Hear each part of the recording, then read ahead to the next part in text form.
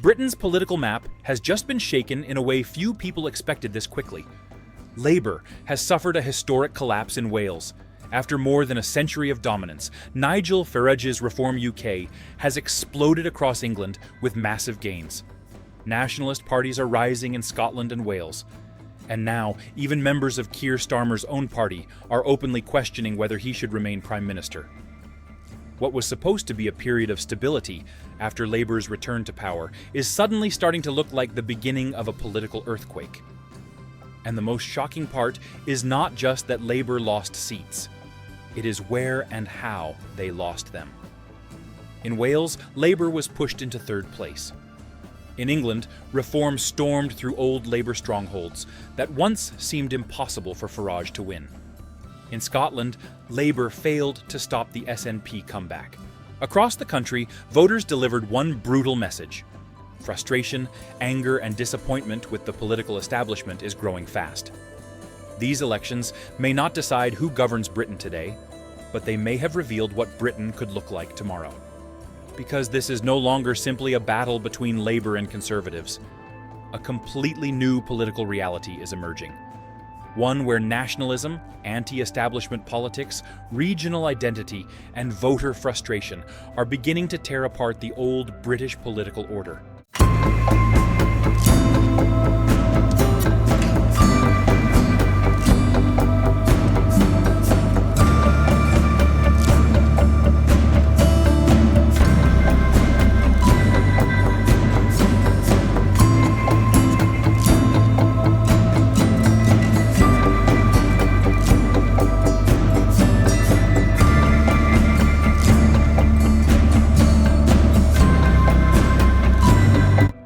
The biggest shock of the night came from Wales. For over 100 years, Labour dominated Welsh politics. It was considered one of the party's safest and strongest regions. Even when Labour struggled nationally, Wales usually remained loyal. But that era may now be ending. Plaid Cymru, the Welsh Nationalist Party, won 43 seats in the Senedd, becoming the largest party in Wales and putting itself in a strong position to form a government. Reform UK came second, with 34 seats. Labour collapsed into third place, with only 9 seats in the entire parliament. Even Welsh First Minister Eluned Morgan lost her own seat. That is not just a bad election night. That is political humiliation. It shows how deeply Labour's support has collapsed in parts of Britain that once formed the backbone of the party. Plaid Cymru's victory also sends a much bigger message beyond Wales itself. National identity politics is becoming stronger again inside the United Kingdom. More people in Wales are beginning to believe that decisions made in London no longer represent their interests. After decades of Labour dominance, Wales has suddenly become one of the clearest signs that the old British political system is fragmenting. At the same time, Nigel Farage and Reform UK delivered one of the most dramatic breakthroughs in recent British political history. Reform won more than 1,000 council seats across England and took control of several councils. Farage described the results as a truly historic shift in voting patterns. And honestly, it is difficult to argue against that description. What makes Reform's rise especially important is where it is happening. The party is breaking deep into Britain's so-called Red Wall, former Labour heartlands in the Midlands, Northeast, and Northwest. These are working-class areas that traditionally supported Labour for generations. But now, many of those voters are turning toward a populist anti-establishment movement instead. Farage understands something many traditional politicians still fail to understand. Large parts of the British public feel abandoned. They are frustrated over immigration, living costs, weak economic growth, housing problems, public services, and what they see as disconnected political elites in London. Reform has successfully positioned itself as the party of anger, protest, and disruption. That is creating a major crisis on the British right, because Reform is no longer just stealing votes from Labour in certain areas. It is also replacing the Conservatives as the main anti-establishment force for many voters. But perhaps the most dangerous problem for Keir Starmer is that the rebellion is no longer only coming from voters. It is now coming from inside Labour itself. Several Labour MPs openly called for Starmer to step down or announce a timetable for his departure after the election disaster. Former Cabinet Minister Louise Haigh warned that unless the government changes direction urgently, Starmer cannot lead Labour into another election. Senior backbench MPs reportedly want him to oversee one final party conference before stepping aside for a leadership contest. That is extraordinary pressure for a Prime Minister who only recently won a general election. Publicly, Starmer insists he will stay and complete his term.